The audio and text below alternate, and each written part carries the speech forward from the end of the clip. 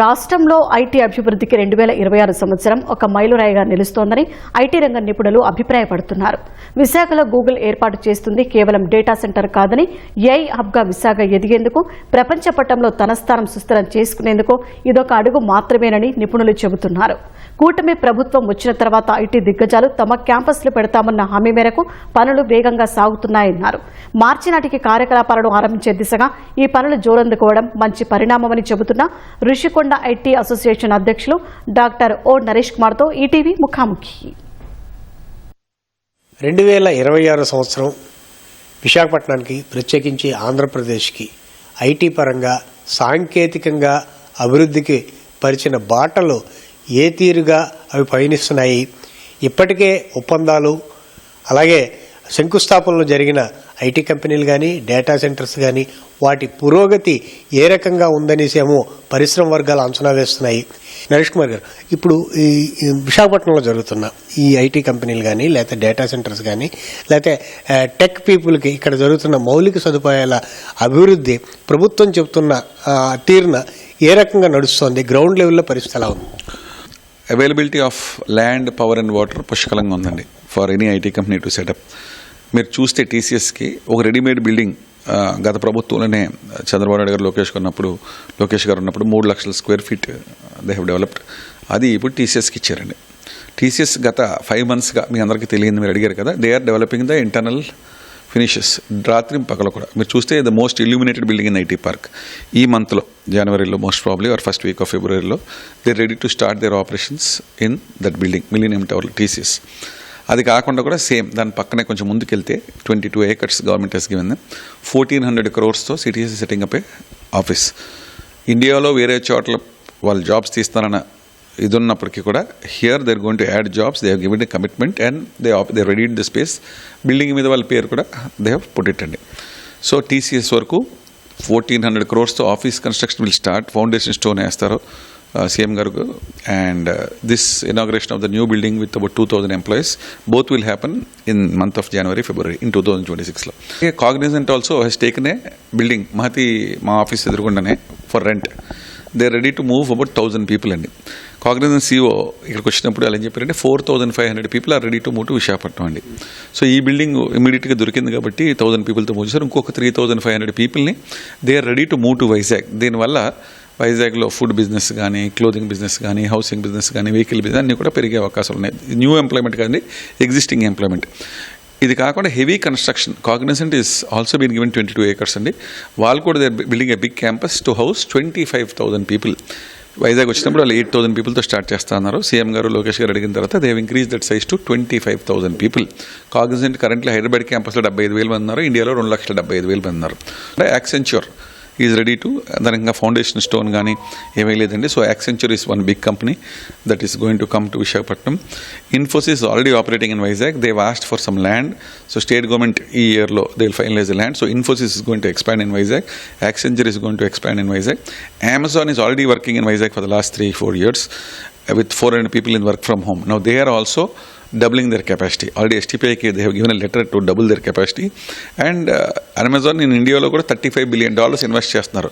So you can expect that Amazon will also do some investment in Visakhapatnam for land and building. ఇది కాకుండా ఈ 2026లో గూగుల్తో మీరు అడిగిన ఒప్పందం అయిపోయింది, ల్యాండ్ ఎక్విజిషన్ కూడా అయిపోయింది in తొర్లవాడ.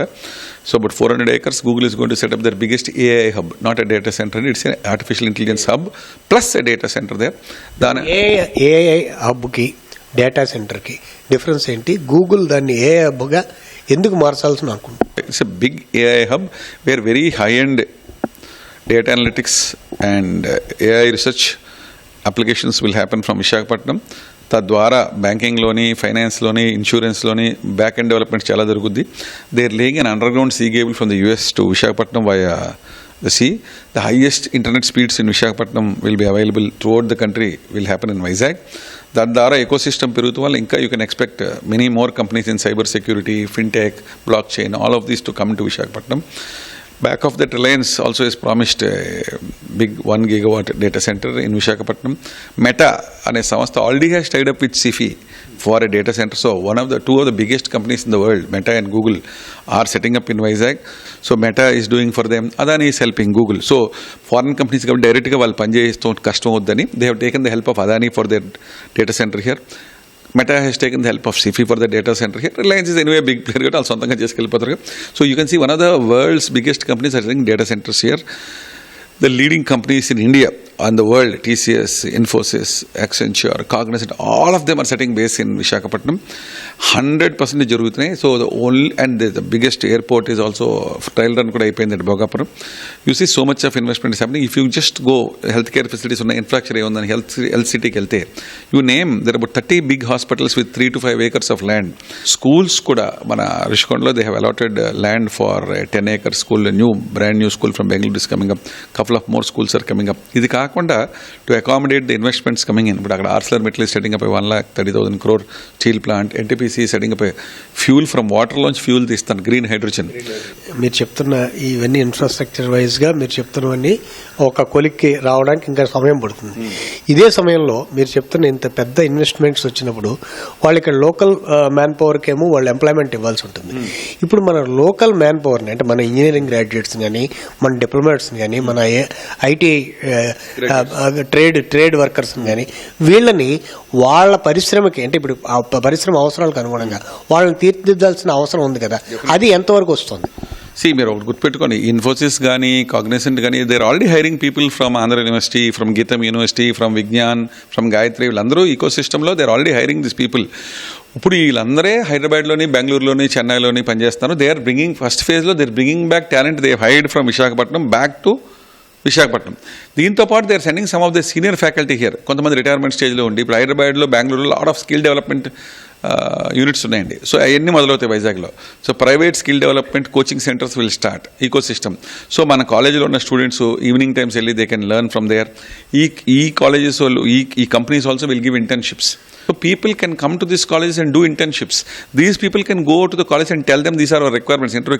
So colleges will start putting it in their ఎవరైతే ఫాస్ట్గా ఉంటారో నిద్రపోయి మనకి వెళ్తే పని లేదనుకుంటే దెబ్బతింటారు. But colleges also are very very smart now days. So they will increase their interaction with this IT companies and IT companies also will increase interaction with colleges. ఎందుకంటే చాలామంది కాలేజెస్లో కూడా ఇంక్యుబేషన్ ల్యాబ్స్ పెట్టారండి. సో ఈ third year final ఇయర్లో వీళ్ళ specific curriculum కూడా అక్కడికి వెళ్ళి చెప్పమంటే వీళ్ళు స్పెషలైజ్ ట్రైనింగ్ చేయలేకుండా థర్డ్ ఇయర్లోని ఫైనల్గానే వీళ్ళకి కావాల్సిన రిక్వైర్మెంట్స్ వాళ్ళ దగ్గర నేర్చుకునేలా చేస్తారు. We had the highest amount of cars being sold in Vizag. మీరు ఆశ్చర్యపోతారు, 500 కోట్ల రూపాయల కార్లు కొన్నారండి. 500 crores, 3,159 cars were sold in 1 month in December 2025. So that is the kind of ఇవన్నీ వస్తే you will see more number of cars being sold, more number of two-wheelers being sold. వైజాగేట్స్ కానీ లేదా రాష్ట్ర ప్రభుత్వం కానీ ఎదుర్కొనే ప్రధానమైన సవాళ్ళు ఏంటి? Finances. The state government has little money to say. So the major thing is, the biggest infrastructure challenge is that Polavaram complete అయితే రాయవాడ నుంచి వాటర్ వచ్చేస్తాయి. సో ఇక్కడ గెటింగ్ రిజర్వాయర్స్ ఇప్పుడే ప్లాన్ చేసే రిజర్వాయర్స్. అండ్ ఎక్కడెక్కడైతే ఐటీ పార్క్స్ ఉన్నాయో parking is a big problem. Government కూడా municipality కానీ GVMC have not plan for parking spaces in any of this major investment areas. ఇప్పుడు చెప్పిన అంశాలన్నింటినీ కూడా రాష్ట్ర ప్రభుత్వం పరిగణలోకి తీసుకోవాలని ఆయన విశ్లేషించడం జరుగుతుంది. ఖచ్చితంగా వీటి మీద దృష్టి పెడితేనే భవిష్యత్తులో విశాఖపట్నం ఐటీ రంగం వైపు కానీ ఐటీ అనుబంధ రంగాలు కానీ ఇవన్నీ కూడా అభివృద్ధి చెందే అవకాశం ఉందని ఆయన చెప్పడం జరుగుతుంది. శ్రీనివాస్తో కూర్మరాజు, ఈటీవీ న్యూస్, విశాఖపట్నం.